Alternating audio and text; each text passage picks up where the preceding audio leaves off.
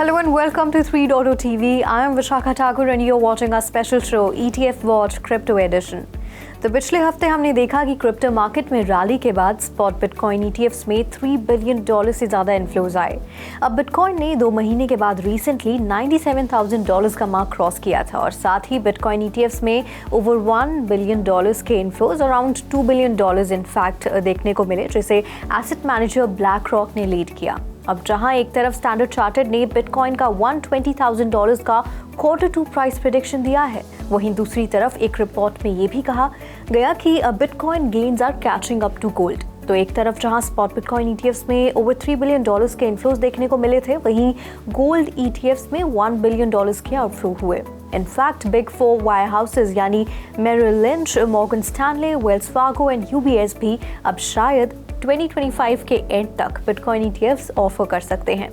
तो चलिए आज इस खास शो में देखते हैं spot bitcoin and Ethereum ETF flows, top institutions entering Bitcoin ETF space, SEC's decision to delay XRP and Doge ETFs, and XRP's 85% ETFs approval odds. But before moving forward, please do like, share and subscribe to our YouTube channel so that you keep receiving such important updates.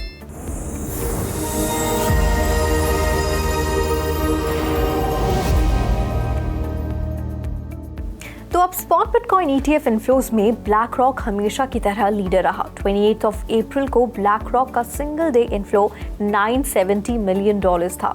Interestingly, token 2049 Dubai में black rock के digital assets head Robert मिचनिक ने बताया कि bitcoin ETF inflows में पहले retail dominate करता था, लेकिन अब वेल्थ मैनेजर्स और इंस्टीट्यूशनल इन्वेस्टर्स भी लीड कर रहे हैं। इनफैक्ट लोग अपने गोल्ड ETF पोजीशंस को छोड़कर बिटकॉइन में इन्वेस्ट कर रहे हैं। सो इथेरियम ETFs की बात की जाए तो इथेरियम ETFs ने भी मॉडेस्ट इन्फ्लोज देखे, ओवर $85 मिलियन, और मेजरली ब्लैक रॉक और फिडेलिटी ने इन इन्फ्लोज को लीड किया। अब स्पॉट बिटकॉइन ETFs में सिग्निफिकेंट इन्फ्लोज के साथ साथ ये भी कहा जा रहा है कि यूएस के big 4 wire houses Merrill Lynch, Morgan Stanley, Wells Fargo और UBS, जिनके पास कंबाइंड $10 ट्रिलियन से भी ज़्यादा एसेट्स हैं, अब अपने क्लाइंट्स को बिटकॉइन ETFs ऑफर कर सकते हैं। और ऐसा कहना है बिटवाइस के CIO मैट ह्यूगन का। अगर ये एक्सेस ओपन करते हैं तो रिटेल के बाद इंस्टीट्यूशनल इन्फ्लोज की नई वेव आ सकती है। अब इसी बीच इन्फ्लोज के मामले में बिटकॉइन ETFs ने गोल्ड ETFs को भी पीछे छोड़ दिया है। जब बिटकॉइन ETFs में ओवर $3 बिलियन के इन्फ्लोज विटनेस किए गए, तब गोल्ड ETFs में $1 बिलियन के आउटफ्लोज देखने को मिले। सिक्योरिटीज एंड एक्सचेंज कमीशन के नए चेयर पॉल एटकिंस के आते ही बेटिंग साइट पॉलीमार्केट पर स्पॉट XRP ETF अप्रूवल के चांसेस 85% तक पहुंच गए हैं। ये प्रेडिक्शन ब्लूमबर्ग के एरिक बाल्चुनॉस और पॉलीमार्केट बेटर्स दोनों ने किया है, लेकिन हर जगह ऑप्टिमिज्म नहीं है। फिलहाल SEC ने फिडेलिटी के ETH स्टेकिंग ETF, बिटवाइस के डोज ETF और फ्रैंकलिन टेम्पल्टन के स्पॉट XRP ETF के अप्रूवल्स को डिले कर दिया है। फाइनल डिसीजंस अक्टूबर 2025 तक एक्सपेक्टेड है, लेकिन मीडिया अप्रूवल्स की उम्मीद भी बन रही है।